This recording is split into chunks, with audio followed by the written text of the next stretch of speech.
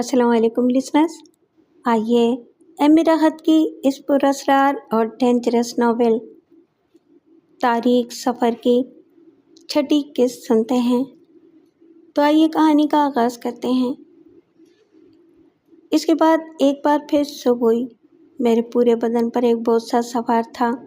مجھے یوں لگ رہا تھا جیسے ساری رات مشقت کرتا رہا ہوں۔ پورا بدن تھکن کے احساس کا شکار تھا۔ ہوٹل کا وہی کمرہ تھا جہاں میں موجود تھا اور باقی تمام یادیں میرے ذہن سے باہر نکل گئی تھیں۔ کوئی تصور، کوئی احساس نہیں تھا، البتہ تھکا تھکا سا احساس میرے لیے باعث پریشانی تھا۔ میں بہت دیر تک سوچتا رہا اور پھر میں نے سوچا کہ مجھے کیا کرنا چاہیے۔ چنانچہ پہلے غسل خانے میں جا کر غسل کیا، پھر ناشتہ طلب کیا اور کافی کی 3 بڑی بڑی پیالیاں پی کر دل و دماغ کو کچھ سکون کا احساس ہوا اور میں نے فیصلہ کیا کہ اب باہر نکلنا چاہیے۔ طبیعت پر ایک عجیب سی کہولت سوار تھی اور بدن پر بوجھ سا تھا۔ ابھی میں اپنی سوچوں میں گم تھا کہ دروازے پر دستک ہوئی۔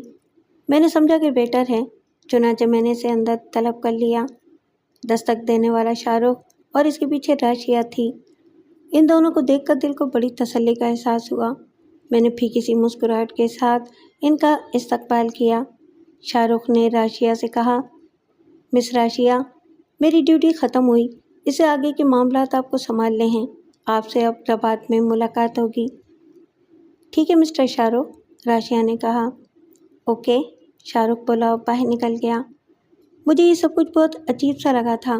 راشیہ مجھے دیکھتے ہوئے بولی، بے مروت بھی ہو اور برے بھی۔ راشیہ نے پہلی بار اس طرح کے الفاظ مجھ سے کہے تھے۔ میں چونک کر اسے دیکھنے لگا۔ پھر میں نے کہا، ہو سکتا ہے کہ آپ کے دونوں خیالات غلط ہوں مس راشیہ۔ نہیں، ایک بھی خیال غلط نہیں ہے۔ کیا انسان نہیں ہو؟ بتاؤ تو صحیح۔ یہ بھی ذرا غور طلب بات ہے کہ انسان ہوں یا نہیں۔ اتنے عرصے سے مجھ سے جدا ہو کبھی یاد کیا مجھے؟ فرض کرو اگر یاد بھی کیا تو آپ تک یہ اطلاع کیسے پہنچتی؟ اس کا مطلب ہے کہ یاد کیا تھا۔ چلو ناشتہ منگواؤ میرے لیے، میں نے ناشتہ نہیں کیا، وہ بولی اور میں حیرانی سے اسے دیکھنے لگا۔ اس سے پہلے کبھی راشیہ نے اس طرح بے تکلفی کا اظہار نہیں کیا تھا۔ بہرحال میں نے روم سروس کو فون کر کے ناشتہ طلب کیا۔ وہ اپنی کلائی پر بندھی خوبصورت گھڑی پر وقت دیکھنے لگی۔ پھر اس نے کہا، ہمیں رباط چلنا ہے۔ اوہو، کب؟ بس تھوڑی دیر کے بعد۔ یوں سمجھ لو کہ میں تمہیں لینے کے لیے آئی ہوں۔ شاہ رخ بھی رباط روانہ ہو گیا تھا۔ رباط میں ہم سرکاری مہمان بن کر رہیں گے۔ ٹھیک ہے، میں نے جواب دیا۔ مجھے سارے واقعات یاد تھے، جو کچھ اب تک ہوتا رہا تھا وہ بھی یاد تھا۔ بس یہ بھول گیا تھا کہ اس گھر میں داخلے کے بعد کیا ہوا تھا۔ مجھے وہ سب کچھ ایک خواب کی مانند محسوس ہو رہا تھا۔ سب کی یادیں گم ہو گئی تھیں اور بہت سے نئے نئے خیالات ذہن میں آ رہے تھے۔ پھر راشیہ نے رباط چلنے کی تیاریاں مکمل کر لیں اور ہم دونوں روانہ ہو گئے۔ راستے میں میں نے فیکون رابی کے بارے میں پوچھا تو راشیہ نے کہا، مسٹر رابی رباط میں ہیں اور انہوں نے اپنے آپ کو ظاہر کر دیا ہے۔ حکومت مراکش نے انہیں بڑے احترام کے ساتھ سرکاری گیسٹ ہاؤس میں ٹھہرایا ہے، لیکن تم جانتے ہو کہ فیکون رابی کی سینکڑوں آنکھیں اور ہزاروں ہاتھ ہیں۔ انہوں نے ایک الگ جگہ کا بھی بندوبست کیا ہے۔ کچھ وقت کے بعد ہم سرکاری مہمان ہوں گے، لیکن اس شکل میں جب فیکون رابی حکومت مراکش کو یہ تفصیل بتائیں گے کہ ان کا اسٹاف آ گیا ہے۔ میں راشیہ کی بات سے مکمل طور پر اتفاق رکھتا تھا کہ فیکون رابی کی سینکڑوں آنکھیں اور ہزاروں ہاتھ تھے۔ بہرحال رباط تک کا سفر راشیہ کے ساتھ بہت اچھا گزرا۔ پتہ نہیں راشیہ نے کسی خاص نظریے کے تحت اپنے رویے میں تبدیلی پیدا کی تھی اور مجھ سے بے تکلف ہو گئی تھی، یا اس کے مزاج میں اچانک ہی کوئی شگوفہ پھوٹا تھا۔ یوں خاصا وقت گزر چکا تھا۔ رباط میں ہمیں جس مکان میں پہنچنا تھا وہ بھی ایک بہت ہی خوبصورت اور کشادہ مکان تھا۔ راشیہ وہاں مجھے لے گئی اور 2 اجنبی چہروں نے میرا استقبال کیا۔ ان میں ایک لڑکی اور ایک نوجوان مرد تھا۔ دونوں ہی خوش عقل اور مقامی تھے۔ لڑکی نے مراکش کا روایتی لباس پہن رکھا تھا، نوجوان البتہ سوٹ میں ملبوس تھا۔ نوجوان کا نام شاہد اور لڑکی کا نام رافعہ تھا۔ تو انہوں نے اپنا تعارف کرا دیا۔ شاہد نے کہا، یہاں میں آپ کا سیکرٹری ہوں جناب۔ مراکش میں کوئی بھی مرحلہ آپ کو درپیش ہو، سیر کرنا چاہیں، کہیں جانا چاہیں، شاہد آپ کا ہم سفر رہے گا۔ شکریہ شاہد، میں نے مسکراتے ہوئے کہا۔ راشیہ کافی دیر تک میرے ساتھ رہی اور اس کے بعد اس نے کہا، تمہیں 2 اچھے ساتھی مل گئے ہیں۔ سوری، میرا خیال ہے کہ یہ لوگ تمہیں بور نہیں ہونے دیں گے۔ میں چلوں؟ میں نشانے ہلا دیے۔ ظاہر ہے راشیہ سے میں اور کیا کہہ سکتا تھا، چنانچہ وہ بھی بغیر کسی تکلف کے چلی گئی۔ یہ بات 100% درست تھی کہ راشیہ کے رویے میں جو تبدیلی ہوئی تھی اس کی کوئی خاص وجہ نہیں تھی، بس کبھی کبھی انسان کا موڈ ہوتا ہے۔ وہ صرف اپنے موڈ کے ساتھ سفر کر رہی تھی۔ چنانچہ اس کے جانے کے بعد میں نے کچھ لمحے کے لیے خاموشی اختیار کی۔ شاہد کے ساتھ جو لڑکی تھی وہ بھی اچھی خاصی خوش شکل تھی، لیکن بہرحال مجھے اس سے کوئی خاص دلچسپی نہیں تھی۔ انہوں نے میرے لیے مکمل آرام کا بندوبست کر دیا اور میں ایک بیڈ روم میں جا کر بستر پر نیم تراز ہو گیا۔ میں سوچ رہا تھا کہ اب مجھے کیا کرنا چاہیے۔ بظاہر کرنے کے لیے کچھ نہیں تھا۔ ایک دلچسپ بات جو میں اپنے بارے میں سوچتا تھا وہ یہ تھی کہ میں تو 2 ٹکے کا آدمی تھا، ہسپتال میں چیر پھاڑ کی ملازمت کرنے والا۔ تقدیر نے مجھے کیا عروج دیا تھا کہ اس وقت ایک انتہائی سمجھدار آدمی اپنے آپ کو میرا سیکرٹری کہہ رہا تھا۔ لیکن ان تمام ہنگامہ آرائیوں میں ایک بات ضرور تھی، اور وہ یہ کہ جو کچھ مل رہا تھا وہ میری حیثیت سے کہیں بڑھ کر تھا، اور اس بات کو میں کبھی بھول نہیں سکتا تھا۔ مجھ جیسے 3rd کلاس آدمی کے لیے کوئی ذریعہ نہیں تھا، اور جو دنیا میں بالکل اکیلا تھا اور جسے کوئی بھی حیثیت حاصل نہیں تھی، اب کتنا معتبر ہو گیا تھا کہ لوگ اسے اسسٹ کرنا پسند کرتے تھے۔ بہرحال یہ شک کی بات نہیں تھی کہ یہ سب کچھ فیکن رابی کی وجہ سے ہوا تھا، اور یہ شخص میرے لیے بڑی اہمیت کا حامل ثابت ہوا تھا۔ حیرانی کی بات یہ تھی کہ فیکن رابی کی شخصیت اتنی قریب ہونے کے باوجود میرے ذہن میں انتہائی پراسرار تھی، اور وہ دعوے سے یہ کہہ سکتا تھا کہ وہ اس کے بارے میں کچھ نہیں جانتا۔ وہ ایک مشفق اور مہربان انسان تھا۔ میں نے صرف اس کے ساتھ اتنا کیا تھا کہ اس مردہ خانے میں اس کی تھوڑی سی مدد کی تھی۔ اس کے علاوہ فیکن رابی کی شخصیت اس وقت سے میرے لیے اور زیادہ پراسرار ہو گئی تھی جس وقت سے میں نے اسے الطابہ کے پہاڑوں میں گم ہوتے ہوئے دیکھا تھا، اور اس کے چند ہی لمحوں کے بعد جب میں خیمے میں واپس آیا تھا تو وہ اپنے خیمے میں سو رہا تھا۔ اتنی جلدی تو کسی بھی جگہ سے آ کر اس طرح آرام کی نیند سو جانا ایک مشکل کام تھا۔ تو کیا فیکن رابی کی شخصیت میں ایسا کوئی پراسرار انسان موجود ہے جسے کوئی نہیں جانتا؟ اور پھر وہاں الطابہ کے ان کھوکھلے ہولناک پہاڑوں کے اندر فیکن رابی کو جو ٹوٹا ہوا کیکڑا ملا تھا، اور فیکن رابی اسے دیکھ کر رویا تھا۔ ان تمام باتوں میں سے کوئی بھی بات عقل میں آنے والی نہیں تھی، اور کچھ بھی نہیں کہا جا سکتا تھا کہ یہ سب کچھ کیا ہے۔ یہ تمام چیزیں ذہن کو الجھاتی تھیں۔ 2 ہی باتیں تھیں، یا تو اپنی ذہنی الجھن میں پڑ کر سب کچھ کھو بیٹھا جائے۔ ظاہر ہے میں اگر فیکن رابی کی کھوج شروع کر دوں گا تو وہ کیا کوئی بھی اتنی آسانیاں فراہم کرنے کے بعد کسی کو اس طرح اپنے آپ سے مشکوک دیکھ کر خوش نہیں ہو سکتا۔ مجھے میری اوقات سے زیادہ مل گیا تھا۔ ہونا یہی چاہیے تھا کہ میں سب کچھ بھول جاؤں اور صرف فیکن رابی کے احکامات پر عمل کروں۔ یہی زیادہ مناسب ہے۔ میں نے آخری فیصلہ کیا تھا۔ شاہد اور رفیہ واقعی میرے اچھے دوست ثابت ہوئے۔ انہوں نے مجھ سے کہا کہ اگر میں چاہوں تو رباط میں گھوم پھر سکتا ہوں، لیکن میں نے ان سے معذرت کرتے ہوئے کہا کہ میں پچھلے دنوں کچھ اس طرح الجھا رہا ہوں کہ اب جب تک مجھے موقع ملے سکون سے وقت گزارنا چاہتا ہوں۔ ان لوگوں میں سے کسی نے مجھ سے میری الجھن کی وجہ نہیں پوچھی تھی، بلکہ مجھ سے ہر طرح سے تعاون کیا تھا۔ بہترین کھانا، میوزک، کتابیں، اخبارات، حالانکہ مراکش ہی کیا بلکہ یہ تمام علاقے پراسرار اور دلکش تھے۔ میں اگر ذرا بھی خوش و ذوقی سے کام لیتا تو یہاں خوب سیر و سیاحت کرتا، لیکن یہ بھی ایک سچائی ہے کہ انسان جب ذہنی الجھن کا شکار ہوتا ہے تو پھر کوئی چیز اس کے لیے باعث کشش نہیں رہ جاتی۔ الغرض یہ کہ 4 دن کے بعد اچانک ہی شاہ رخ آیا۔ اور اس نے مجھ سے کہا، فیکنڈا بھی آپ سے ملنا چاہتے ہیں مسٹر سوری۔ میں کیا کر سکتا ہوں اس سلسلے میں؟ اگر آپ ذہنی طور پر تیار ہوں تو میرے ساتھ چلیں۔ میں بالکل تیار ہوں مسٹر رابی، مجھے جو بھی ہدایات دیں گے وہ میرے لیے فوراً قابل عمل ہوگی۔ شاہ رخ میرے ان الفاظ پر مسکرا دیا تھا۔ بہرحال وہ مجھے ایک بہت ہی خوبصورت کار میں لے کر چل پڑا اور تقریباً 20 منٹ کے سفر کے بعد کار ایک حسین عمارت میں داخل ہو کر رک گئی۔ برآمدہی میں رابی ٹہل رہا تھا، مجھے دیکھ کر مسکرایا، مجھ سے ہاتھ ملایا اور مجھے لے کر اندر چلا گیا۔ ڈرائنگ روم کے ایک صوفے پر بیٹھنے کا اشارہ کر کے مجھے وہ خود بھی سامنے بیٹھ گیا۔ اور یہ کہنے کی تو ضرورت ہی نہیں ہے کہ تم یہاں زیادہ خوش نہیں ہو۔ اس کی بنیادی وجہ یہ ہے کہ حالات تمہارے ذہن میں الجھے ہوئے ہیں۔ لیکن دوست، بے شمار کام ایسے ہوتے ہیں جنہیں کرتے ہوئے ہم اس کی حقیقت سے واقف نہیں ہوتے۔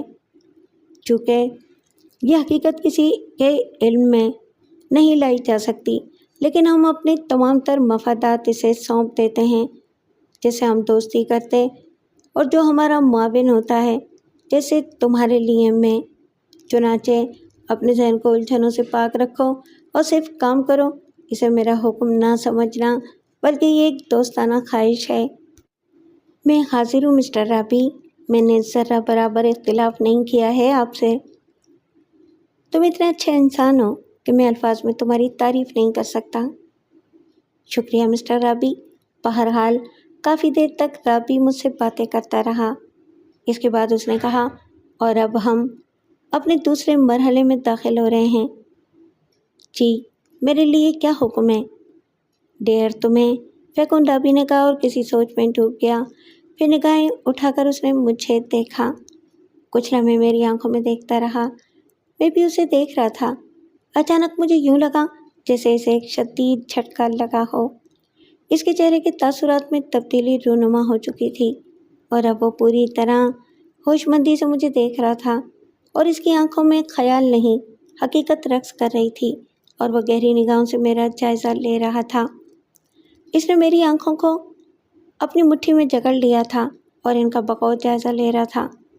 میں نے یہی محسوس کیا تھا کہ میں پلکیں نہیں جھپک سکتا۔ فیکنڈا بھی کی آنکھوں میں دیکھتے رہنا میری ذمہ داری اور مجبوری تھی۔ پھر اس کے ہونٹوں سے آہستہ سے آواز نکلی، اوہ اوہ اوہ، آؤ میرے ساتھ، اٹھو، آ جاؤ۔ وہ ایک دم کھڑا ہو گیا۔ اس نے مجھے اس طرح حکم دیا جیسے کوئی اسکول ماسٹر بچے سے کوئی کام کرنے کے لیے کہتا ہے۔ میرا انداز بھی ایسا ہی تھا، حالانکہ میں دیکھ سکتا تھا، سوچ سکتا تھا، اپنے اعضاء کی جنبش پر غور کر سکتا تھا، لیکن فیکنڈا بھی سے منحرف نہیں ہو سکتا تھا۔ وہ اس جگہ سے نکل کر ایک دوسرے دروازے سے اندر داخل ہوا اور پھر ایک لمبے کوریڈور سے گزرنے لگا۔ میں بھیگی بلی بنا اس کے پیچھے پیچھے چل رہا تھا۔ خاصا فاصلہ طے کرنے کے بعد وہ ایک کمرے میں داخل ہوا۔ اس کمرے میں فرنیچر کی جگہ صرف ایک لمبی میز اور اس کے گرد 4 کرسیاں تھیں، ایک کرسی سامنے، 3 کرسیاں میز کی دوسری جانب۔ فیکنڈا بھی نے 3 کرسیوں میں سے درمیانی کرسی اپنی جگہ سے سرکائی اور مجھ سے بولا، بیٹھ جاؤ۔ میں خاموشی سے بیٹھ گیا تو وہ گھوم کر سامنے والی اکیلی کرسی پر بیٹھ گیا اور اپنے دونوں ہاتھ سے میز پر کھٹ کھٹ کھٹ کھٹ کرنے لگا۔ بظاہر یوں لگ رہا تھا جیسے کوئی شخص بے خیالی کے عالم میں اپنی انگلیوں سے میز کھٹکھٹا رہا ہو، لیکن تھوڑی دیر کے بعد میز کی ایک کھٹکھٹ ایک تال بن گئی، ایک ایسی پراسرار تال جو اب ہر در و دیوار سے ابھرتی ہوئی محسوس ہو رہی تھی۔ کھٹ کھٹ کھٹ کھٹ کھٹ کھٹ، یوں لگ رہا تھا کہ جیسے میرے دماغ کے کل پرزوں کو کوئی ہتھوڑی سے بجا رہا ہو اور خرابیاں درست کر رہا ہو۔ میں پریشان نگاہوں سے فیکنڈا بھی کو دیکھنے لگا۔ اس کے ہونٹوں پر مدھم سی مسکراہٹ پھیل گئی تھی۔ ایسے بہت ہی کم مواقع آیا کرتے تھے جب فیکنڈا بھی مسکراتا تھا۔ وہ انتہائی سنجیدہ چہرے والا انسان تھا اگر کوئی بہت ہی شگفتہ بات ہو جاتی تو یوں لگتا جیسے اس کے چہرے کی شکلیں مسکرا رہی ہوں، اور اگر کبھی بہت ہی خاص بات ہوتی تو اس کے ہونٹ مسکرایا کرتے تھے، اور اس وقت بھی میں یہ دیکھ رہا تھا کہ اس کے ہونٹ مسکرا رہے ہیں، اور وہ مجھے دیکھتا رہا۔ اس نے گردن ہلاتے ہوئے کہا، کیسے پھنسے تھے اس کے چنگل میں؟ میں خود نہیں پھنسا تھا، میرے ہونٹوں نے کہا، یا میری زبان نے کہا، یا میرے اندر سے آواز نکلی، یا میرے دل نے کہا، یا میرے دماغ نے کہا۔ میں نہیں جانتا کہ یہ الفاظ کس نے ادا کیے تھے۔ وہ بولا، حلیہ بتاؤ اس کا، اور میں نے اس پراسرار شخص کا حلیہ بتا دیا۔ وہاں تک کیسے پہنچے تھے؟ میں نے کہا نا، مجھے اغوا کر کے لے جایا گیا تھا۔ پھر کیا ہوا؟ اس نے مجھے کچھ کام سونپے اور کہا وہ جب مجھ سے ذہنی رابطہ قائم کرے گا میں اس کے لیے کام کرنے پر آمادہ ہو جاؤں گا، اور اس نے کہا کہ باقی سب کچھ بھول جاؤ، اور اس کے بعد ایک چمکدار پتھر تھا، یعنی آدھا کیکڑا، ویسا ہی جیسا آپ کو التابہ پہاڑوں کے اندر ملا تھا۔ فیکونڈا بھی تھوڑی دیر تک سوچتا رہا، اور پھر اس کے ہونٹوں پر ایک حقارت آمیز مسکراہٹ پھیل گئی۔ وہ چور اس وقت کی باتیں کرتا رہا ہے جب کچھ بھی نہیں تھا۔ ہزاروں سال پیچھے کا آدمی احمقانہ قسم کے عملیات سے نہ جانے کیا بننا چاہتا ہے۔ ایسے تو بہت سے لوگ ہیں جو تکمیل چاہتے ہیں، لیکن احمق گدھے یہ نہیں جانتے کہ تکمیل کے لیے کتنی قربانیاں دینا ہوتی ہیں، اور ان کی عمر کیا ہے۔ یہی چند روز کے لوگ، چند روز میں گم ہو جانے والے۔ میں چاہوں تو اسے یہاں لا کر مرغاب بنا سکتا ہوں، لیکن بات وہی ہوتی ہے جو ہمارا مشن تو کچھ اور ہی ہے۔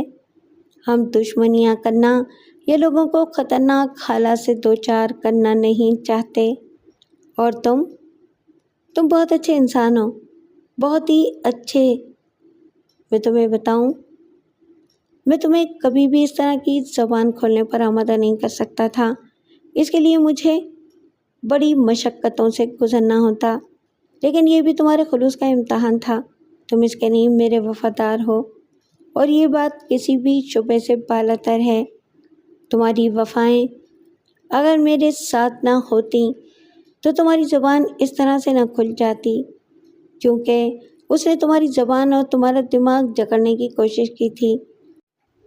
مجھے اس کے لیے بھی بڑی محنت کرنا پڑتی، تمہیں بجلی کے جھٹکے دینا پڑتے، اور نہ جانے کیا کیا عمل کرنا پڑتے تمہارے ساتھ، تب تم زبان کھولنے پر آمادہ ہوتے۔ لیکن تم خود چونکہ اس سے تعاون نہیں کرنا چاہتے تھے، وہ ایک مجبوری تھی جو تم پر مسلط ہو گئی تھی، اس لیے تمہارا ذہن فوراً ہی میری ٹرانس میں آ گیا، اور تم نے مجھے سب کچھ بتا دیا۔ دیکھو، بہت سی سازشیں ہو رہی ہیں۔ وہ چمکدار شیشے کا ٹکڑا، یا پھر جو کچھ بھی تم اسے کہہ لو، جسے تم آدھا کیکڑا کہتے ہو، وہ میری بھی ضرورت ہے، اور اس نے تمہیں جو آدھا ٹکڑا دکھایا جو اس کے پاس موجود ہے وہ بالکل جعلی ہے۔ مقامی لوگوں کی تخلیق، اس کا تعلق اس سے نہیں ہے جو میرے پاس ہے، اور اگر ہم ان دونوں کو ملانے کی کوشش کریں تو ایسا کبھی نہیں ہوگا۔ اس وقت بہت سے افراد اس کیکڑے کی تلاش میں سرگرداں ہیں اور اس کا حصول چاہتے ہیں، لیکن اتنا آسان نہیں ہے۔ وہ بن تحارس کہیں بھی گم ہو جائے، لیکن وہ آدھا کیکڑا وہ کبھی نہیں پا سکے گا۔ وہ اس کی تلاش میں دیوانہ ہو رہا ہے، دیوانہ، اور میں نہیں جانتا کہ ان میں سے کتنے افراد کو اس نے کیا کیا کہانیاں سنا کر اس کیکڑے کے حصول پر آمادہ کیا ہے۔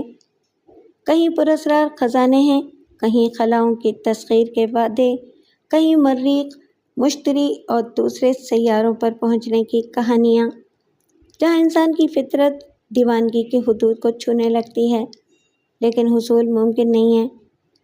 حصول کچھ بھی نہیں ہے۔ تمہیں ایک سفر کرنا ہوگا، مگر ایسے نہیں۔ اب میں تمہیں اتنا آسان نہیں رہنے دوں گا۔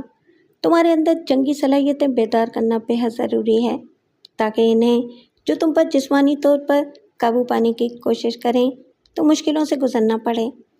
سنو، جیسا کہ ہمارا منصوبہ تھا کہ مراکشی حکومت اور اس کے وہ افراد جو مراکشی حکومت کے لیے اعلیٰ درجے کی آسانیاں چاہتے ہیں، میرے تعاون سے الطابہ کی پہاڑیوں میں داخل ہو کر وہاں کے اسرار جاننا چاہیں گے۔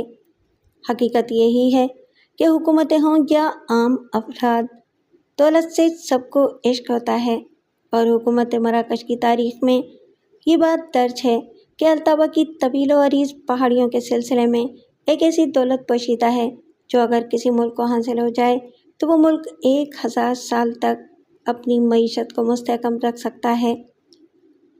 حکومت مراکش کے متعلقہ محکمے کی فائلوں میں الطابہ کی پہاڑیوں سے متعلق جو کہانی درج ہے وہ یہی ہے کہ جب بھی مراکش کی تاریخ اور اس کی تقدیر کا نیا باب کھلے گا تو الطابہ کی پہاڑیوں کی دولت جو ایک نشان ہے، چاہے وہ زمینوں میں چھپی ہوئی ہیرے کی کانوں پر مشتمل ہو یا سونے کے پہاڑوں پر، یا پھر بن طہارس کی کہانی کے ساتھ ایک اعلیٰ درجے کے خزانے تک، لیکن حکومت بھی اس بات کی خواہش مند ہے۔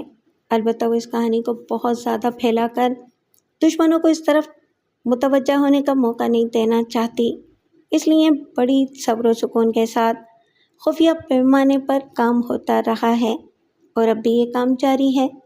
پہلے میں نے الطابہ کی پہاڑیوں میں اپنے طور پر کوشش کر کے دیکھا، اور مجھے یہ اندازہ ہو گیا کہ یہ کوشش بہرحال اس حد تک کامیاب ہو سکتی ہے۔ میں وہاں داخل ہوا اور مجھے وہاں صرف اور صرف بن طہارس کی تلاش ہے۔ اس لاش کے علاوہ مجھے اور کچھ نہیں چاہیے، یہ خزانے بھی نہیں، کہ جو کچھ بھی ہیں وہ کوئی بھی حاصل کرے۔ خزانہ میرے لیے ایک معمولی سی حیثیت رکھتا ہے۔ ضرورتیں بہت مختصر ہوتی ہیں، انسان انہیں جتنا چاہے پھیلا دے۔ میں تم لوگوں کے لیے تو کچھ کرنا چاہتا ہوں، لیکن مجھے اپنی ذات کے لیے کسی خزانے کی ضرورت نہیں ہے۔ میں تو صرف یہ چاہتا ہوں کہ مجھے بن طہارس کی لاش دریافت ہو جائے، چاہے وہ الطابہ کی پہاڑی غاروں میں ہو یا کہیں اور۔ غالباً میں غلط راستوں پر بھٹک گیا۔ یہ چمکدار کیکڑا جس کا آدھا حصہ کہیں محفوظ ہے، اگر وہ مجھے حاصل ہو جائے تو اس کے ذریعے بہت سے مشکل مرحلے طے ہو سکتے ہیں، بڑی اہم باتیں معلوم ہو سکتی ہیں۔ میرے دوست، میرا خیال ہے کہ میری کہانی طویل ہو گئی۔ اصل میں اس چور نے جو طریقہ کار استعمال کیا، اس احمق نے یہ نہیں سوچا کہ اس کا واسطہ فیکون راپی سے ہے، جو اپنے ان چھوٹے چھوٹے شوقتوں کو اب صرف سڑکوں پر تماشا دکھانے والے مداریوں سے زیادہ حیثیت نہیں دیتا۔ یہ سب کچھ میرے لیے ایک بے مقصد اور بے مقام سی چیز ہے۔ وقت اس سے کہیں آگے بڑھ چکا ہے، اور یہ کہہ کر فیکون راپی خاموش ہو گیا۔ پھر اس نے اپنا دائیں ہاتھ اٹھایا اور مجھ سے بولا، دیکھو، ادھر دیکھو، میرے اس ہاتھ پر دیکھو۔ میں نے اس کے ہاتھ پر نگاہیں جما دیں۔ عام انسانی ہاتھ تھا جس پر لکیریں بھی تھیں، لیکن اچانک ہی میں نے ان لکیروں کو متحرک دیکھا۔ مجھے ایسا لگا جیسے چاندی کی طرح چمکنے والی یہ لکیریں ایک دوسرے میں داخل ہو کر نہ جانے کیسی کیسی شکلیں اختیار کر رہی ہوں۔ کچھ لمحے تک یہ عمل جاری رہا، اور اس کے بعد فیکون راپی نے مٹھی بند کر لی، لیکن مجھے یوں لگا جیسے میرا دماغ بالکل ہلکا پھلکا ہو گیا ہو۔ اس سے پہلے مسلسل مجھے یہ محسوس ہوتا رہا تھا جیسے میرا دماغ کسی کے دباؤ میں ہو، جیسے کسی نادیدہ ہاتھ نے میرے دماغ کو اپنی گرفت میں لے لیا ہو۔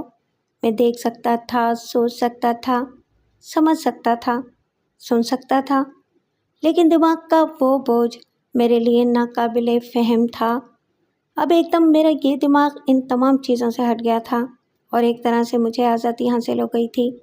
میں نے آنکھیں بند کر کے اپنے ذہن کو جھٹکا۔ مجھے گزرے ہوئے تمام واقعات یاد آ گئے تھے، وہ پراسرار وجود جو صرف آواز کی شکل میں تھا۔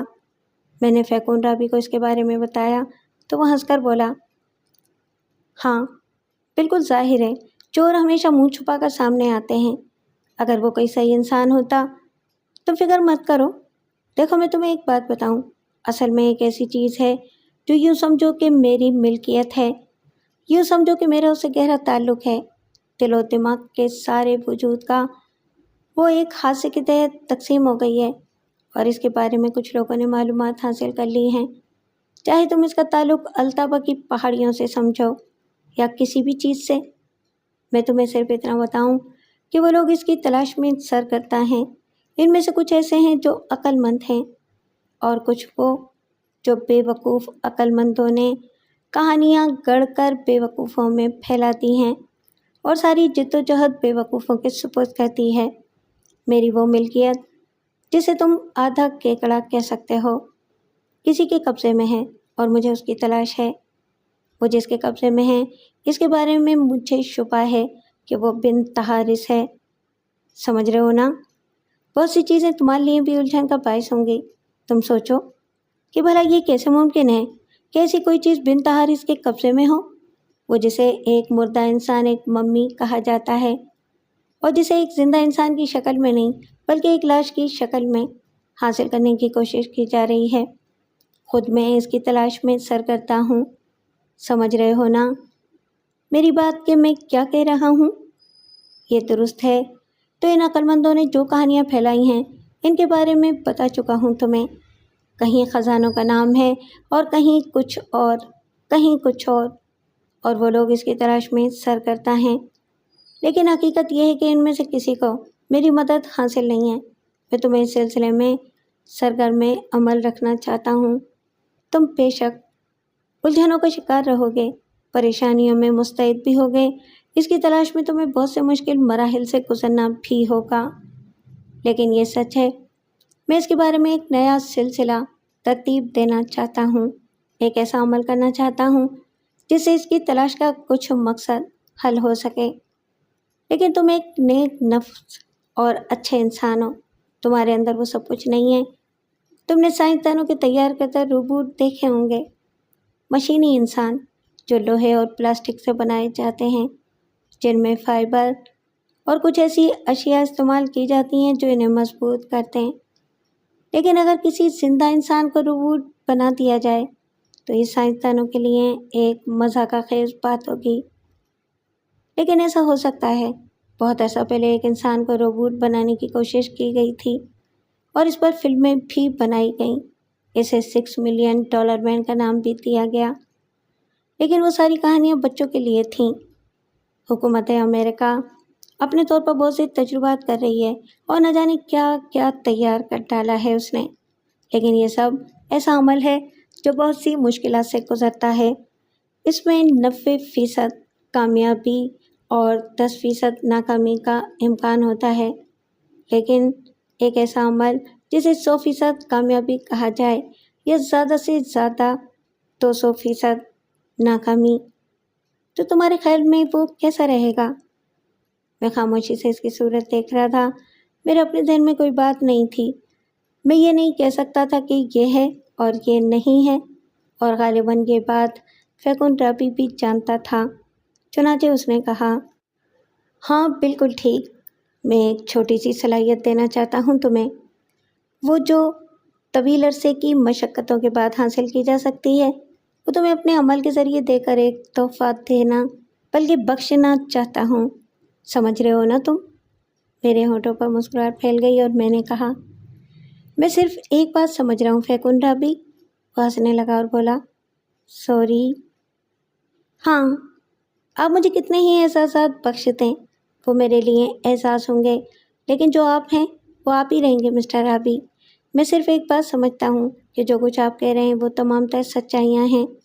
جو آپ کہنا چاہتے ہیں وہ بہتر اور ضروری ہے، بس، اور میں صرف آپ کے احکامات پر عمل کر کے خوش رہنا چاہتا ہوں، چاہے وہ احکامات کچھ بھی کیوں نہ ہوں۔ فیکن رابی نے آنکھیں بند کر لیں، دیر تک سوچتا رہا، پھر اس نے کہا، اور میں اتنی لمبی چھلانگیں نہیں لگانا چاہتا جو کسی مرحلے پر تمہارے لیے نامناسب ہوں، ورنہ یہ حقیقت ہے کہ میں تمہیں اپنا مکمل ساتھی رکھنا چاہتا ہوں۔ بس یہ سمجھ لو کہ یہ الفاظ تمہارے لیے سب کچھ ہیں، میرا اعتماد، میری محبت، میرا سب کچھ۔ اصل میں یہ بات ہے کہ اتنے لوگ بکھر گئے ہیں میرے اس چھوٹے سے مقصد کے خلاف یا لالچ کے تحت کہ میں پریشان ہو گیا ہوں۔ ہر شخص الگ نوعیت کا حامل ہے، وہ کیا ہے کیا نہیں ہے یہ وہ جانتا ہے۔ دیکھو میں تمہیں ایک مشکل مرحلے میں داخل کر رہا ہوں، یقیناً تمہیں وہ برا بھی لگے گا، لیکن میری مجبوری ہے کچھ ایسے کام سر انجام دینے ہیں تمہیں جو میرے دشمنوں کے خلاف ہوں گے اور بہرحال تمہارے لیے شدید جد و جہد کے حامل۔ میں صرف ایک بات کہنا چاہتا ہوں فیکون رابی، وہ یہ کہ جو کچھ آپ کہیں گے وہ میرے لیے دلکش ہوگا، اور اسے انجام دیتے ہوئے میں یوں محسوس کروں گا جیسے میں ایک محبوبہ کے تصور سے لطف اندوز ہو رہا ہوں، اور جو کچھ کر رہا ہوں اس جد و جہد کے لیے کر رہا ہوں جو عشق کے لیے کی جاتی ہے۔ آہ، تمہارے الفاظ بے حد قیمتی ہیں میرے لیے، اور اب ہم جذباتی گفتگو کرنے کے بجائے کام کا آغاز کریں۔ جیسا کہ تمہیں معلوم ہے، میں نے ایک عرصہ التابا کی پہاڑیوں میں گزار کر ایسے لوگوں کے ساتھ کام کیا ہے جو صرف اپنے مفادات کے لیے سب کچھ کرنا چاہتے تھے۔ انہوں نے میرا ساتھ دیا، بھاری مشینیں اور جو تمام ضروری مشینیں تھیں یہ سب کچھ انہوں نے مجھے فراہم کیا۔ اب یہ تمام چیزیں مجھ تک پہنچ چکی ہیں، اور جب مراکشی حکومت کے اعلیٰ عہدیدار ان پہاڑیوں میں سوراخ اور وہاں تک جانے کا راستہ دیکھیں گے تو یہ نہیں کہیں گے کہ یہ کاوشیں میری ہیں، بلکہ یہ کہیں گے کہ وہ دوسرے تمام افراد اور دنیا کی مختلف جگہوں کے لوگ یہ کوششیں کر رہے ہیں، اور ان میں سے کسی نے یہاں تک کامیابی حاصل کی ہے۔ میں اس کا سہرا اپنے سر نہیں رکھوں گا، اور نہ ہی میرے وہ ساتھی جو بہرحال میرا ساتھ تو دیں گے، لیکن اس شرط پر کہ انہیں کامیابی کے بعد عظیم الشان معاوضہ دیا جائے گا۔ میں نے یہاں آ کر حکومت مراکش پر اپنے آپ کو ظاہر کر دیا ہے، لیکن یہ کہ میں ابھی یہاں پہنچا ہوں، ان میں سے کچھ افراد کو میں نے نام بنا کر پیش کر دیا ہے، اور ان میں تم نہیں ہو، کیونکہ میں تم سے الگ ہی کام لینا چاہتا ہوں۔ اب یہ اتفاق کی بات ہے کہ تم ایک چور کے ہاتھ جا لگے، لیکن ایسے بہت سے چور تمہیں ملیں گے، کیونکہ یہ ہنگامہ آرائی مختصر نہیں ہے بلکہ اس کا ایک طویل سلسلہ ہے، اور ہم اسے آدھے کیکڑے کی تلاش کا نام دیتے ہیں۔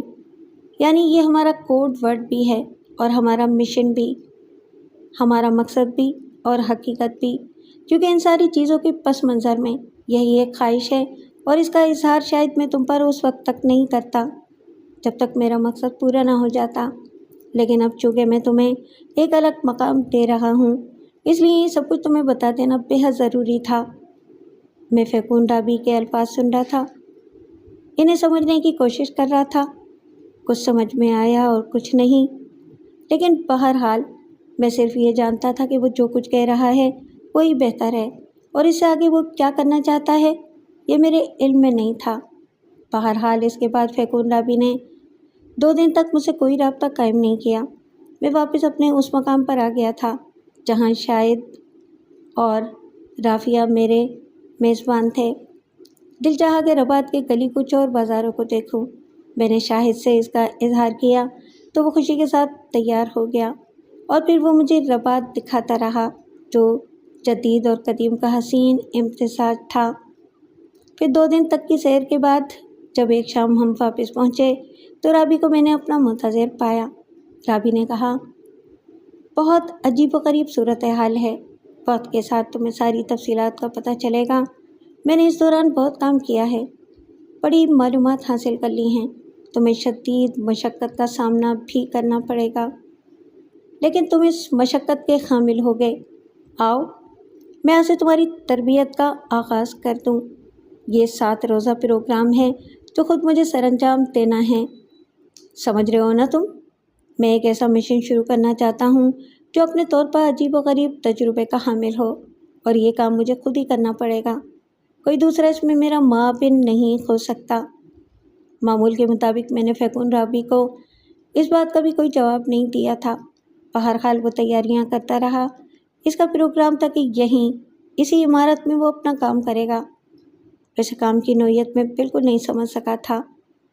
شاہد اور رافیہ کو فیکون رابی نے اس عمارت کے کمرے کو منتخب کر کے دے دیا تھا۔ شاہ رخ اس کا معاون تھا۔ شاہد اور رافیہ کو ان تمام معاملات سے الگ رکھا گیا تھا، وہ صرف اس گھر کے منتظم تھے اور ضرورت کا تمام سامان یہاں مہیا کرتے تھے۔ میں نہیں جانتا تھا کہ فیکون رابی اب کیا تماشا کرنا چاہتا ہے، لیکن بہرحال اتنا میں جانتا تھا کہ وہ انتہائی ذہین آدمی ہے، اور جو کچھ بھی وہ کرے گا وہ یقینی طور پر ایک اعلیٰ حیثیت کا حامل ہوگا۔ اس نے تمام تیاریاں مکمل کر لیں۔ سفید اسکرین جو غالباً کسی دھات کا بنا ہوا تھا اور جس کی لمبائی چوڑائی کو کوئی 8 فٹ اور 10 فٹ کے قریب تھی، ایک جگہ لگایا گیا۔ اس کے ساتھ ساتھ ہی ایک کیمرہ نما مشین اور دوسری بہت سی چیزیں میرے لیے۔ انہوں نے ایک مخصوص طرز کا لباس بھی تیار کرایا تھا جو پلاسٹک جیسی کسی چیز کا تھا، میرے بدن پر بالکل چست اور خاص طرح کا بنا ہوا۔ آخرکار اس تجربے کا آغاز ہو گیا۔ فیکن رابی نے مجھے اپنے ساتھ بٹھایا اور خود کیمرے کے پیچھے پہنچ گیا۔ پھر اس نے کیمرے کا ایک بٹن آن کیا اور تیز روشنی کی شعاع نے سفید اسکرین کو چمکدار بنا دیا۔ لیکن یہ چمک ایسی نہیں تھی جو آنکھوں کو ناگوار گزرے۔ یہاں ایک تصویر نمودار ہوئی جو ایک انسانی جسم کا ہیولہ تھی۔ انسانی جسم کے اس ہیولے کے چہرے کے نقوش نہیں تھے، باقی تمام جسم مکمل تھا۔ وہ سیدھا کھڑا ہوا تھا۔ فیکن رابی نے کہا، یہ ہیڈ فون اپنے کان پر لگا لو اور یہ اپنے سر پر فٹ کر لو۔ اس نے ایک ہیلمٹ نما چیز مجھے دی اور میں اسے اس کی ہدایت کے مطابق اپنے آپ پر فٹ کرنے لگا۔ فیکن رابی غالباً اپنے اس تجربے میں کسی کو شامل نہیں کرنا چاہتا تھا، ورنہ یہ ساری کارروائی کسی اور کے سپرد کی جا سکتی تھی۔ اس نے مجھ سے یہ بات کھل کر کہتی تھی کہ وہ مجھے اپنا نمبر 1 سمجھتا ہے۔ شاہ رخ تک پیچھے رہ گیا تھا۔ پہلے مجھے اس تجربے کی نوعیت معلوم نہیں تھی، لیکن پھر ہیڈ فون میں فیکن رابی کی آواز ابھری۔ وہی کہہ رہا تھا جو میں نے سوچا تھا۔ اس نے کہا، میں کسی کو بھی اس تجربے میں شامل کر سکتا تھا، لیکن جو پراسرار قوتیں میں تمہیں دینا چاہتا ہوں وہ کسی کو بھی حاصل ہو جائیں تو وہ کبھی کسی مرحلے پر غلط طریقے سے بھی استعمال کر سکتا ہے۔ میں یہ نہیں چاہتا۔ میری بات یقیناً تمہاری سمجھ میں آ گئی ہوگی۔ میں اب اپنے کام کا آغاز کرتا ہوں۔ میری آواز تمہارے کانوں میں گونجتی رہے گی۔ جو کچھ میں تمہیں سمجھانا چاہتا ہوں وہ تمہیں اسکرین پر نظر آ جائے گا۔ وہ نقش خاکہ اسکرین پر موجود تھا۔ فیکن رابی نے کہا، تمہیں ایک خاص قسم کی غذا استعمال کرانا شروع کر دی گئی ہے جو تمہیں ایک شاندار جسمانی قوت بخش رہی ہے۔ جب وہ کورس مکمل ہو جائے گا تو تم اپنے بدن کو فولادی پاؤ گے۔ بات اصل میں یہ ہے کہ اس وقت وہ تمام قدیم چیزیں فرسودہ ہو چکی ہیں جن سے انسانی جسم کو بقا دی جاتی تھی۔ ایک طویل اور شدید مشقت کرنا پڑتی تھی، لیکن یہ مشقتوں کا دور نہیں ہے۔ ایک ہلکی سی چپ نہ جانے کیا سے کیا بن جاتی ہے۔ ہزاروں فنکشن ہوتے ہیں اس کے۔ اسی طرح تجربے کرنے والوں نے تجربات کیے اور انہوں نے یہ سوچا کہ مختلف طریقوں سے جو کام برسوں میں کیے جاتے ہیں وہ منٹوں، گھنٹوں اور دنوں میں کیسے کیے جا سکتے ہیں۔ چنانچہ اس طرح کی ایٹمی غذائیں بھی ایجاد کر لی گئی ہیں جو اندرونی اعضاء کو کوئی نقصان نہ پہنچائیں۔ یعنی آپ جس حالت میں ہیں آپ کی وہ حالت قائم رہے اور جو کچھ ہم چاہتے ہیں وہ ہو جائے۔ سمجھ رہے ہو نا تم سوری؟ جی سر۔ تو رافیہ کو ہدایت کر دی گئی تھی اور وہ تمہارے کھانے میں وہ چیزیں شامل کیے ہوئے ہے۔ جب کورس مکمل ہو جائے گا تو تم اپنی جسمانی قوت کو بالکل مختلف پاؤ گے۔ اب دوسری صورتحال یہ ہے کہ میں اسی طریقے سے تمہیں دوسرے امور سے آگاہ کرنا چاہتا ہوں، کیونکہ اس سے تمہارا انداز بدل چکا ہے اور میرے کام کا انداز بھی۔ پہلے میں التابہ کی پہاڑیوں تک محدود رہنا چاہتا تھا، لیکن میں سمجھتا ہوں کہ اب بہت سی باتیں منظر عام پر آ چکی ہیں اور نگاہوں سے چھپی نہیں رہ سکیں۔ چنانچہ ان کو بہت زیادہ چھپائے رکھنا حماقت کی بات ہے۔ میری یہ باتیں ابھی تک تمہاری سمجھ میں نہیں آ رہی ہوں گی، لیکن آنے والا وقت تمہیں بہت کچھ سکھا دے گا۔ مارشل آرٹس انسانی جسم بہت سی زبردست قوتوں کا مالک ہے۔ ہم اپنے آپ کو بھول جائیں تو ایک گوشے میں زندگی گزار دیتے ہیں، سب کچھ ختم ہو جاتا ہے، مر کر مٹی میں مل جاتے ہیں۔ لیکن جتنی بھی زندگی ہمارے پاس ہے، اگر ہم اس کو کچھ کوششوں کے ساتھ استعمال کریں تو وہ ہمارے لیے بڑی کارآمد ہوتی ہیں۔ انسانی جسم بڑی قوتوں کا حامل ہے۔ آپ اپنے بدن کے کسی ایک حصے کو اپنے احساس سے بے نیاز کر دیں اور آپ کی تھوڑی سی کوشش اور مشقت اس حصے کو فولاد بنا دے گی۔ تو اس پر آپ کتنے ہی بار کرتے رہیں، آسانی سے کامیابی حاصل نہیں ہوتی۔ یہی جسمانی قوت عام لوگوں سے ذرا مختلف ہو جاتی ہے۔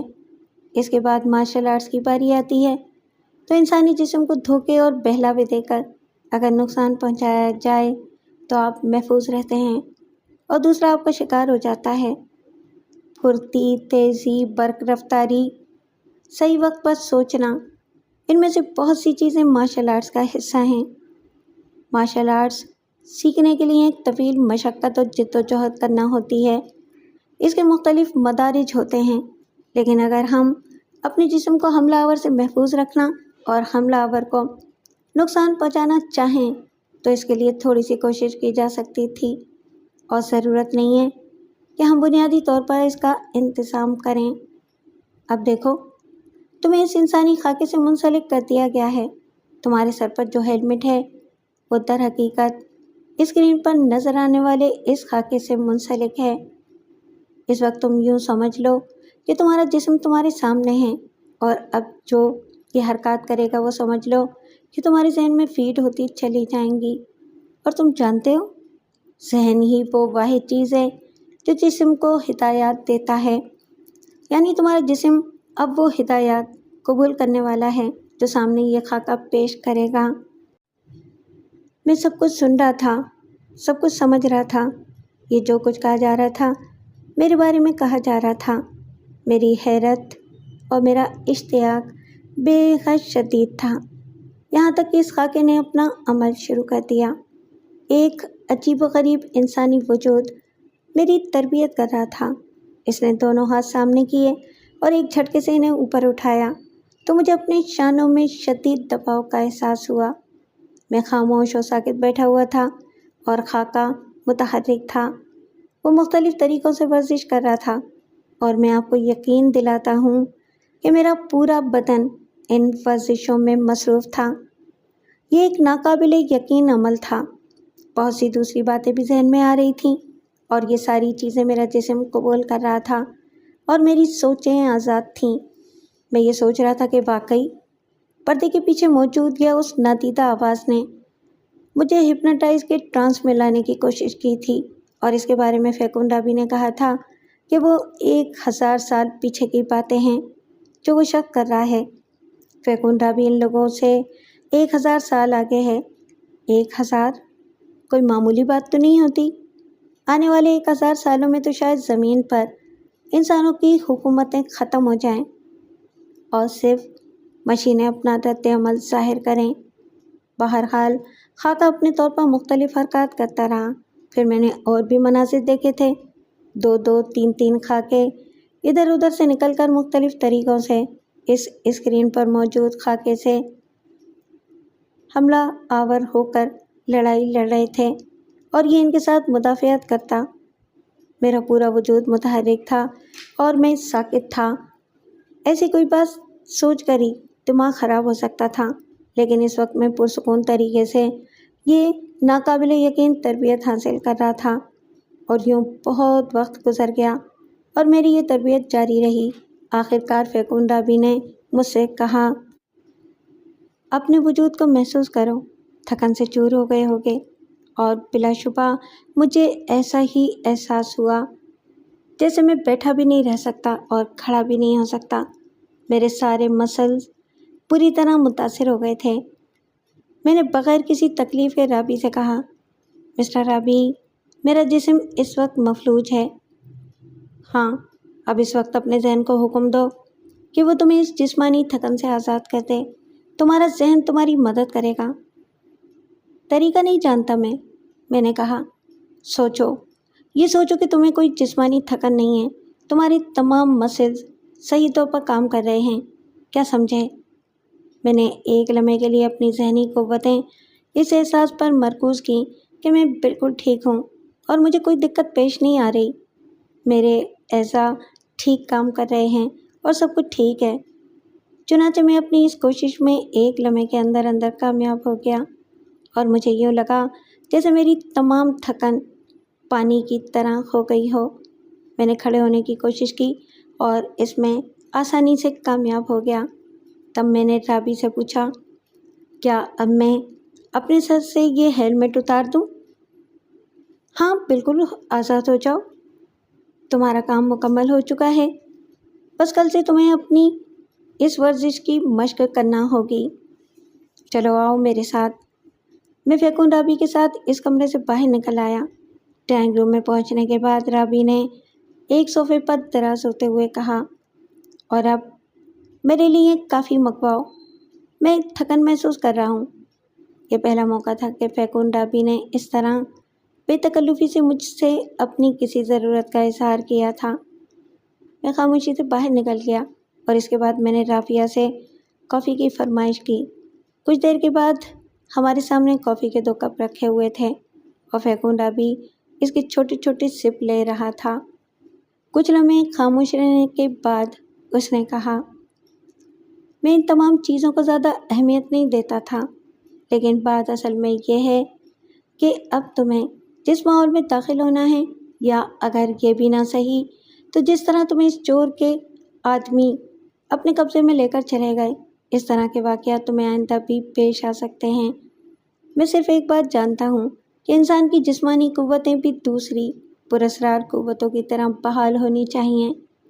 آئندہ تم محتاط رہو گے۔ اس کے علاوہ میں تمہیں جو کام سونپ رہا ہوں، اس میں تمہیں اس کی ضرورت پیش آئے گی۔ جی فیکون رابی، اب تم ایسا کرو کہ کل صبح سے اپنی جسمانی ورزشوں کا آغاز کر دو۔ میں نے تمہیں مراکش بھیجا تھا اور اس کے بعد تم سے کچھ ضروری کام لیے تھے۔ میرے اپنے اندازے کے مطابق تم اعلیٰ ترین کارکردگی کے مالک ہو اور میں تم سے بے حد مطمئن ہوں۔ یعنی جو کچھ تم کرتے ہو وہ بہت بہترین ہے۔ سمجھ رہے ہو تم میری بات؟ میں چاہتا ہوں کہ تم میرے ایک شاندار کارکن کی حیثیت اختیار کر لو۔ میں نے تمہیں پہلے بھی بتایا تھا کہ کچھ اور ایسے لوگ مصروف عمل ہیں جو ان تمام معاملات میں اپنی کامیابی چاہتے ہیں۔ تمہیں ان کے مد مقابل آنا ہے اور ان میں برتری حاصل کرنی ہے۔ مثلاً اب میں تمہیں جو ایک کام سونپ رہا ہوں، اس میں تمہیں ایک انسانی جان لینی پڑے گی۔ کیا تمہیں اس میں کوئی دقت ہوگی؟ ایک لمحے کے لیے میرے ذہن کو ایک جھٹکا سا لگا تھا، لیکن پھر میں نے خود کو سنبھال لیا اور کہا، مسٹر رابی، کیا یہ ایک مجرمانہ عمل نہیں ہوگا؟ ہاں میرے دوست، ہم جس مقصد کے لیے کام کر رہے ہیں، اس میں ایک نہیں بہت سے انسان تمہارے ہاتھ لگ سکتے ہیں جنہیں تمہیں ہلاک کرنا ہوگا۔ اب تم یہ سوچو گے کہ ایسا کر کے تمہیں کیا حاصل ہوگا؟ کہ میں تمہیں دوسروں کی طرح غلط فہمیوں کا شکار نہیں رکھنا چاہتا۔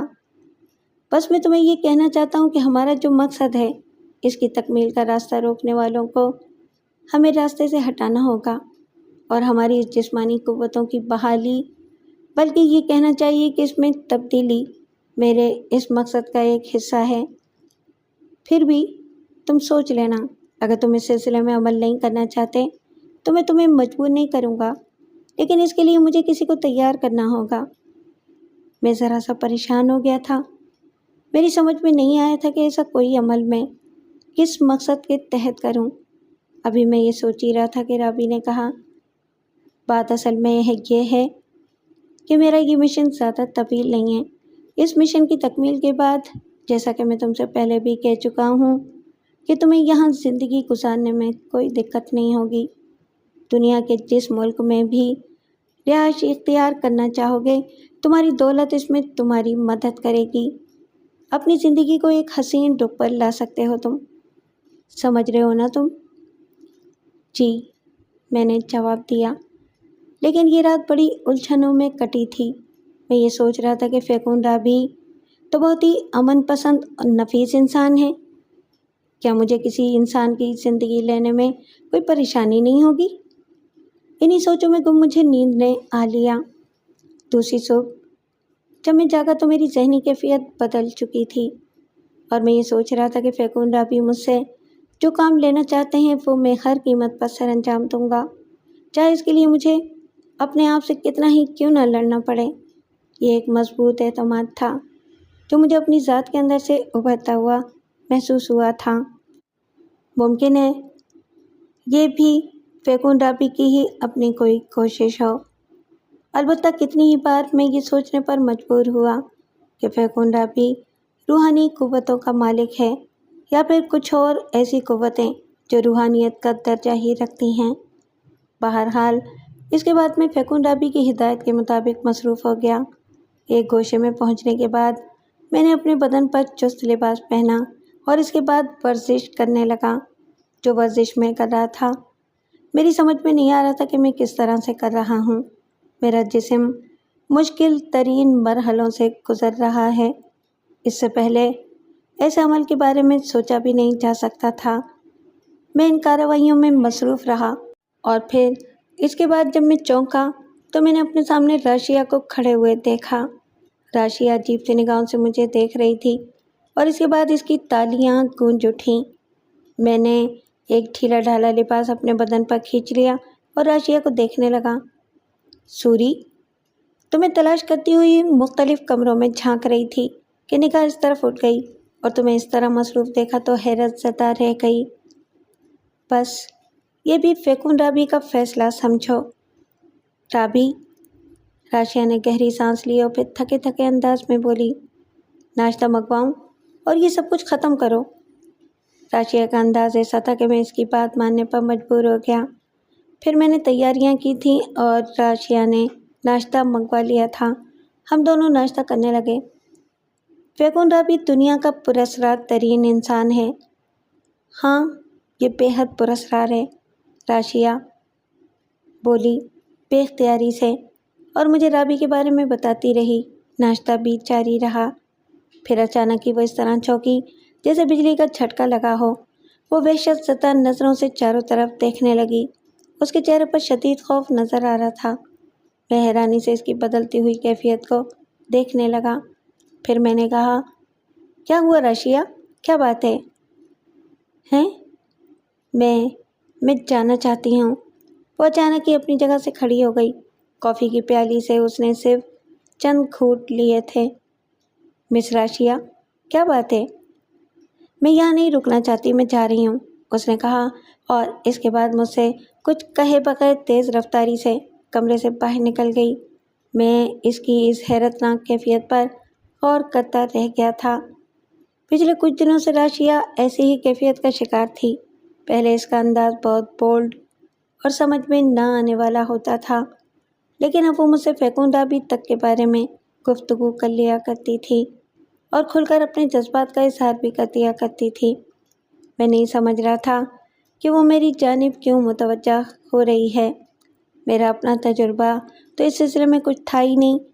دنیا کو جتنا دیکھا تھا بس اتنا ہی اس کے بارے میں جانتا تھا۔ بہرحال ناشتہ ختم کرنے کے بعد میں بھی اپنی جگہ سے اٹھ گیا اور آج کا دن خاصی اہم حیثیتوں کا حامل تھا، کیونکہ فیکن رابی دن کو کوئی 10:30 بجے میرے پاس پہنچ گیا تھا۔ اس نے کہا، تمہیں حالات کا شکر گزار ہونا چاہیے کہ تم ان مشکلات میں گرفتار نہیں ہوئے۔ اصل میں بنت طہارس کا مسئلہ اب پس منظر میں چلا گیا ہے اور ہم صرف اس لاش کے حصول پر گزارا نہیں کر سکتے۔ میں نے حکومت مراکش کو جو پیشکش کی ہے، بہرحال مجھے ان کی پابندی اس لیے کرنا پڑے گی کہ ابھی میں الطابہ سے اپنا رشتہ توڑنا نہیں چاہتا۔ کون جانے کہاں کیا ہے، اور پھر الطابہ کی پہاڑیوں میں مجھے میری مطلوبہ چیز کا آدھا حصہ جو ملا ہے وہ بھی میرے لیے بڑی اہمیت کا حامل ہے۔ میں نہیں جانتا کہ بقیہ حصے کی دستیابی کے لیے مجھے کہاں کہاں اور کیا کیا کرنا پڑے گا۔ میری اپنی کوششیں بھی جاری ہیں۔ مجھے ابھی کچھ عرصے کے لیے مراکشی عہدیداروں کے ساتھ مصروف رہنا ہوگا، اس کی خواہش کے مطابق، اور یہ بھی ہو سکتا ہے کہ ان کی مدد کے ساتھ میں ایک بار پھر الطابہ کی پہاڑیوں میں داخل ہونے کی کوشش کروں گا۔ بے شک ایسے معاملات میں تم میرے بہترین مددگار اور معاون ثابت ہوتے ہو، لیکن پھر بھی مجھے مزید کچھ لوگوں کی ضرورت پیش آ سکتی ہے، کیونکہ میں تمہیں دوسرے مرحلے میں داخل کرنا چاہتا ہوں۔ پھر اب یوں سمجھ لو کہ تمہاری فطرت میں ایک نئے رنگ کی رنگ آمیزی ہو رہی ہے۔ اتنا مجھے معلوم ہے کہ تم اس مزاج کے آدمی نہیں ہو، لیکن میرے دوست، زندگی کا ایک اہم مقصد حاصل کرنے کے لیے اپنی فطرت میں تبدیلیاں تو کرنا ہی پڑتی ہیں، اور تمہیں یہی سب کچھ کرنا پڑے گا، لیکن یقین کرو اس کا نتیجہ اچھا ہوگا۔ خاموشی سے فیکن رابی کی میں صورت دیکھتا رہا اور سوچتا رہا۔ اس کے بعد اس نے کہا، اس کا نام ماروے ہے، جیمز ماروے، افریقی باشندہ ہے اور اس وقت جماکو کی جیل میں ہے۔ جماکو مالی میں ہے۔ تم یہ سمجھ لو کہ مالی کے دارالحکومت سے کوئی 200 کلومیٹر کے فاصلے پر جماکو جیل ہے اور جیمز اسی جیل میں قیدی ہے۔ میں تمہیں ایک مختصر سی تفصیل بتائے دیتا ہوں۔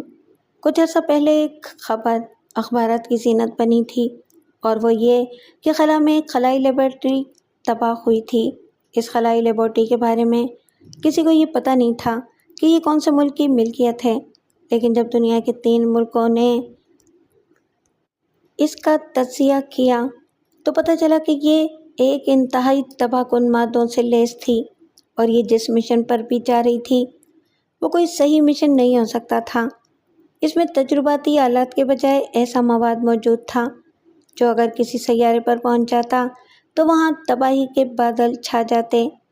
اندازہ یہ ہوا تھا کہ وہ کچھ انتہائی خوفناک سائنسی ہتھیاروں کے تجربے کرنے کے لیے کسی سیارے پر اپنا مستقر بنانا چاہتے تھے، لیکن کچھ نامعلوم وجوہات کی بنا پر وہ خلائی لیبارٹری خلا میں رک کر کچھ تجزیے اور تجربات کر رہی تھی کہ کچھ لوگوں کے علم میں آ گئی اور اس نے کچھ مخصوص ذرائع سے کام لے کر اس لیبارٹری کی تباہی کی فلم بنا لی اور یہ فلم اس کے پاس محفوظ ہو گئی۔ اس کے ذریعے بہت کچھ کیا جا سکتا تھا۔ یہ فلم وہاں سے چل پڑی، لیکن جو لوگ اس خلائی لیبارٹری کے تخلیق کرنے والے تھے انہیں اس بات کا علم ہو گیا کہ اس لیبارٹری کی فلم بنا لی گئی ہے۔ وہ پراسرار اور نامعلوم لوگ اس فلم کو حاصل کرنے کے چکر میں لگ گئے۔ خلاباز واپس آ گئے اور اس فلم کے تھوڑے سے تذکرے مختلف جگہوں پر ہوئے۔ یہ ایک بالکل ہی الگ کہانی ہے، لیکن وہ فلم مجھے بھی درکار ہے کیونکہ اس سے میرا بھی تھوڑا بہت تعلق ہے۔ یہ بات بالکل مت سمجھنا کہ اس خلائی لیبارٹری کے تخلیق کرنے والوں میں خود بھی شامل ہوں، ایسی بات بالکل نہیں ہے، لیکن جن لوگوں نے خلائی لیبارٹری بنائی اور جنہوں نے ان کی فلم بنائی، میں دونوں سے کوئی تعلق نہیں رکھتا۔ مجھے ایک الگ ہی مقصد کے لیے جو کہ میری اپنی ذات سے تعلق رکھتا ہے اس فلم کی ضرورت ہے، سمجھ رہے ہو نا؟ میں نے تم سے کہا تھا کہ ایک شخص کو تمہیں قتل کرنا ہوگا۔ اب میں تمہیں اس شخص کے بارے میں تفصیلات بتانا چاہتا ہوں۔ ویکون رابی نے 2 ہاتھوں کی انگلیاں ایک دوسرے میں پھنسا لیں اور کسی سوچ میں ڈوب گیا۔ میں اسے غور سے دیکھ رہا تھا، ایسا لگ رہا تھا جیسے وہ کچھ دیر کے لیے ماحول کو بھول کر کہیں گم ہو گیا ہو۔ میں نے کہا، مسٹر رابی۔ اوہ، وہ چونک پڑا۔ آپ مجھے اس شخص کے بارے میں بتا رہے تھے؟ ہاں، یہ آدمی، جیسا کہ میں نے تمہیں بتایا کہ تمہیں میں اب یہاں سے ایک قریبی علاقے میں بھیجنا چاہتا ہوں۔ یہ شخص ان دنوں جماکو کی جیل میں قید ہے۔ ایک لمبی کہانی اس کی ذات سے وابستہ ہے۔ یہ ایک انتہائی خطرناک گروہ کا ممبر ہے۔ اس گروہ کے افراد انتہائی معاوضہ لے کر انسانی زندگیاں ختم کرتے ہیں۔ اس بار اسے جو مشن سونپا گیا ہے وہ یہ ہے کہ اس فلم کو حاصل کرے جو خفیہ طریقے سے مالی پہنچ چکی ہے۔ مالی میں ایک خطرناک گروہ اور موجود ہے جو ایمرین گروہ کہلاتا ہے۔ سنا ہے کہ وہ فلم کے سلسلے میں کسی سے رابطہ قائم کرنا چاہتے ہیں اور یہ شخص وہاں حملہ آور ہو کر ان کے درمیان دخل اندازی کرے گا۔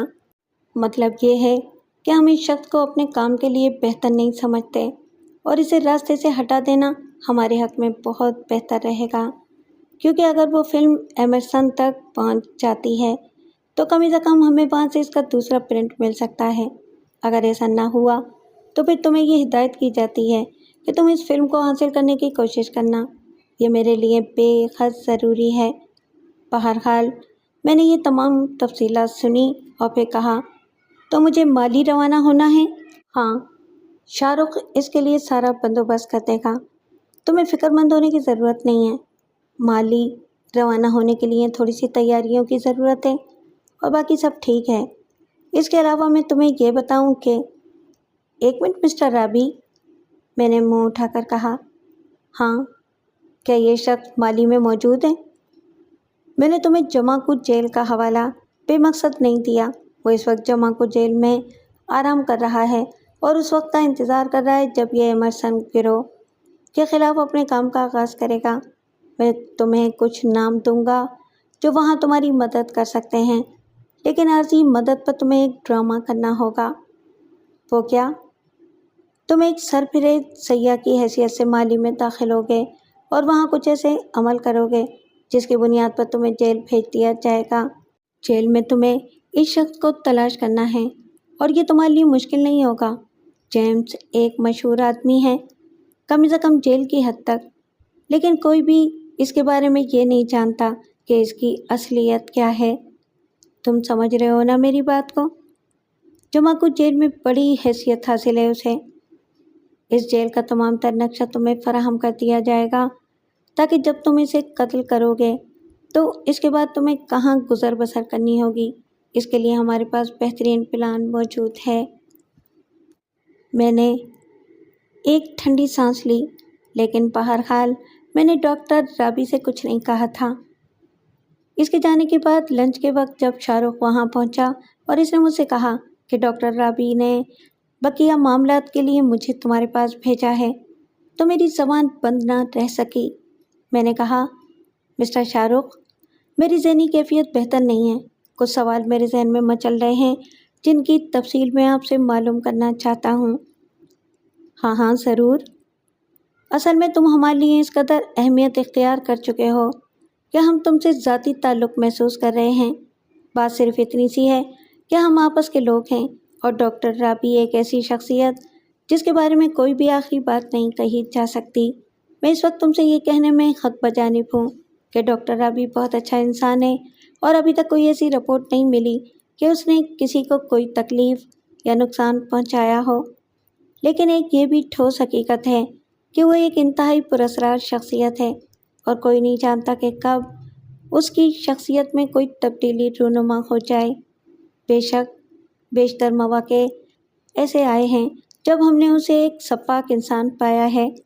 وہ شفاف انسان آج تک اپنی ذات پر سینکڑوں پردے ڈالے ہوئے ہیں اور کوئی بھی نہیں جانتا کہ اس کی اصل کیا ہے۔ لیکن بہرحال ان ساری باتوں کے باوجود ابھی تک اس نے ہمارے مفادات کا بہترین خیال رکھا ہے۔ کیا آپ کو معلوم ہے مسٹر شاہ رخ کہ اس بار میرے سپرد کیا ذمہ داری کی گئی ہے؟ سب کچھ معلوم ہے اور اسی کی بنیاد پر میں یہ بات کہہ رہا ہوں ڈاکٹر رابی، اگر کبھی اچانک اپنا رنگ بدل لے تو تم حیران نہ ہونا۔ نہ صرف میں نے بلکہ کچھ اور افراد نے بھی اپنے آپ کو اس بدلے ہوئے رنگ کے لیے تیار پایا ہے۔ ویسے جہاں تک ہماری معلومات کا تعلق ہے، رابی وہ فلم اس لیے حاصل کرنا چاہتا ہے کہ اسے کچھ راستوں کی تلاش ہے۔ راستے؟ میں نے حیرانگی سے پوچھا۔ ہاں، کچھ خلائی راستے